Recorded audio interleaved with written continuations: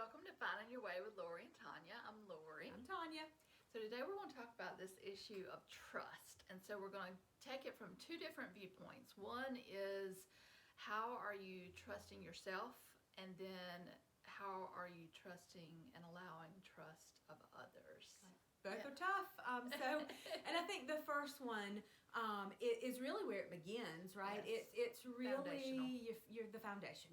How do we trust ourselves?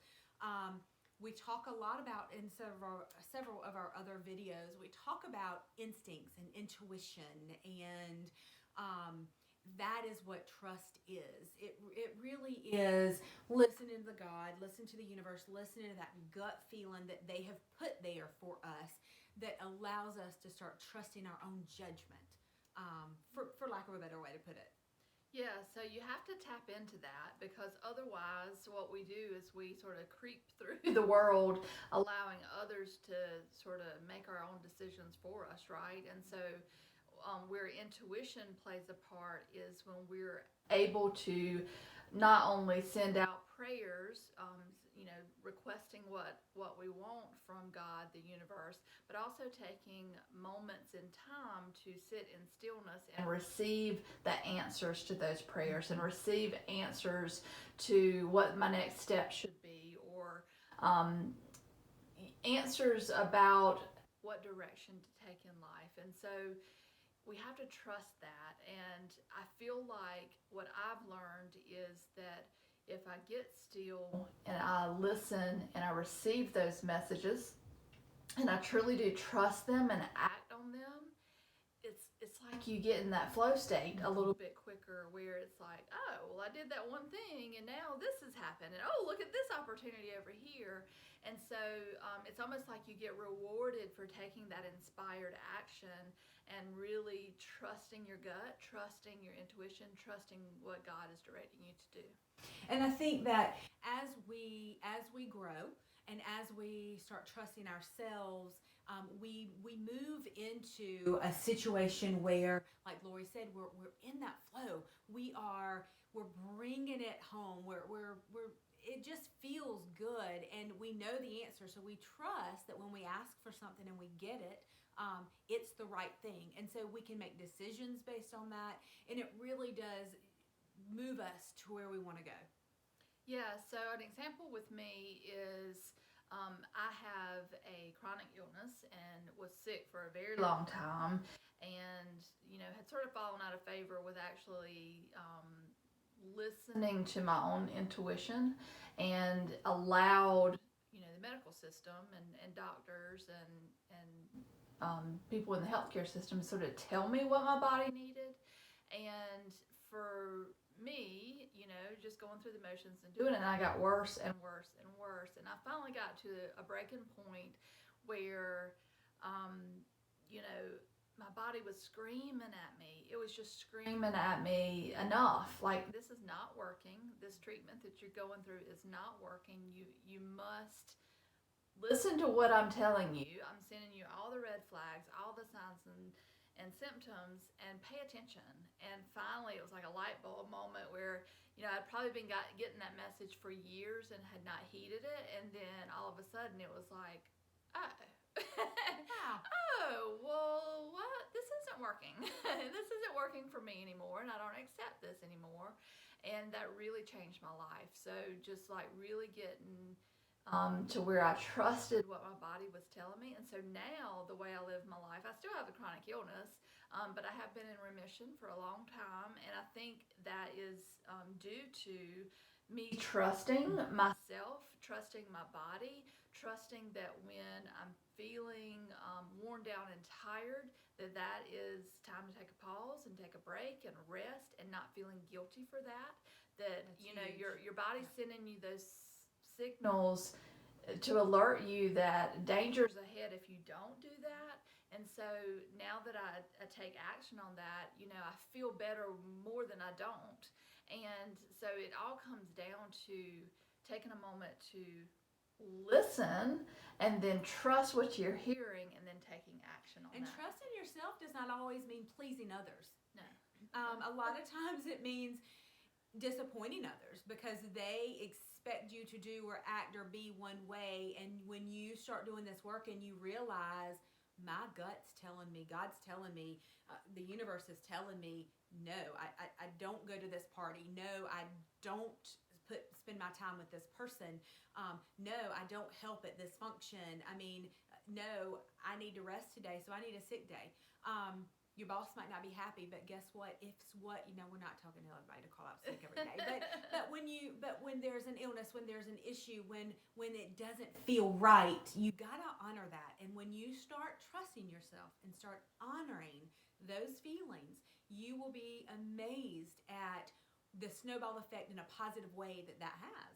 And it's uncomfortable for the people around you. I mean, I'm going through that right now with trust, like really making every effort to trust my intuition.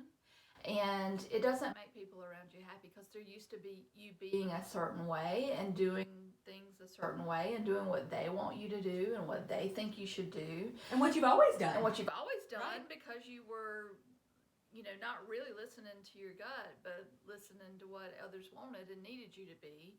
And, I'm sure I'll even out at some point. That's what I'm hoping for.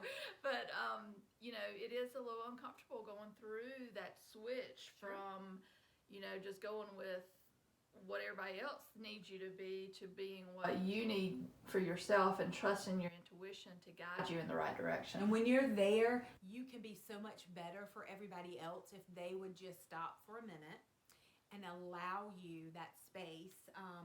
You're gonna even be better for them, but they've got to get out of their comfort zone of their expectations of you, and you got to stick to your guns. And I know it's sort of it's uncomfortable.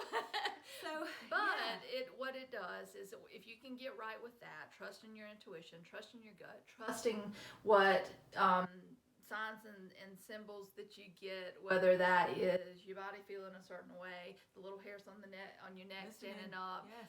Something not feeling right. All of those things are indicators of your next step. And so when you get to where you're trusting that, then we need to talk about then how do you then trust others. It makes it easier. Yes. Because when you're trusting yourself and you're trusting those instincts, you know who's trustworthy for more often than not. Now, don't get me wrong. There are con artists and there are people who are really good at leading you to believe. But for the most part, you start recognizing who is trustworthy, and then you start being able to give more trust to others and have more trust in others. And I got to be honest, that has been for me. I mean, I was in a relationship for almost 20 years, and it started out great and fantastic, and then the last several years that trust slowly diminished until there was finally none. And starting that world over again and really having to be honest with myself and trusting myself again. There's so many things that didn't add up that I let go because I didn't trust myself enough and didn't trust my intuition, that now I'm a little oversensitive about that. And so being able to trust somebody else again, that they have my best interest in mind, trusting that they won't disappoint me, trusting that I can put my love, heart, feelings in somebody else's hands again. That's hard already. And so until I realized that I trusted myself again and I started listening to that intuition again, now that has slowly trickled over into being able to finally trust someone else. And it's a big deal. Yeah, and so it's also trusting. Sometimes this happens to me. I don't know if it happens to you. So there's not anything you put your finger on, but it's knowing that you shouldn't trust somebody and they haven't done anything, in your face, explicit, but there's a feeling, and it's a little bit tricky to trust that because it's like, well, they haven't really done anything. There's no obvious reason why I shouldn't trust them, but there's a feeling. And I think as I get older and I grow, it is trusting that you've got that feeling for some reason. Absolutely. And it's a red flag. And even if you can't put your finger on exactly what it is, to trust that. And you don't owe anybody an explanation. You don't owe anybody a place in that. trust your gut and your instincts, and when you do, what you're feeling is always going to be right. Yeah. So, I mean, this is sort of a tough one to trust. It's a To heavy trust topic, yeah. ourselves, to trust others, and you might get burned. Absolutely. You There are going to be times you will get burned. You can trust people, and people are going to disappoint think you. they have the same intentions that you do, and come to find out they don't. But what's that song? Dance anyway.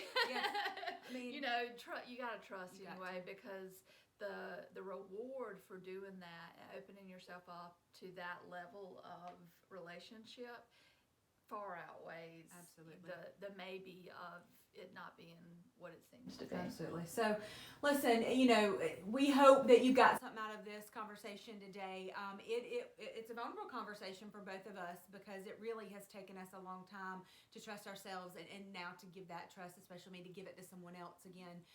So if this resonated with you, please like this post, share with somebody you think that needs to hear it. Please subscribe to our channel. When you subscribe, you get notifications when we post new videos, which we try to do every week or so. If you want to learn more about us and what we do, check us out on our website. It's highernavigation.com. So it's HIGHER navigation.com. And also, if you're on Facebook, we've got this great Facebook group. It's called the Positive Vibe Tribe. It's lots of positive posts all day. It gives you a little something positive when you're scrolling up through your news feed every day, and a lot of times it's kind of an aha moment. So check us out there as well.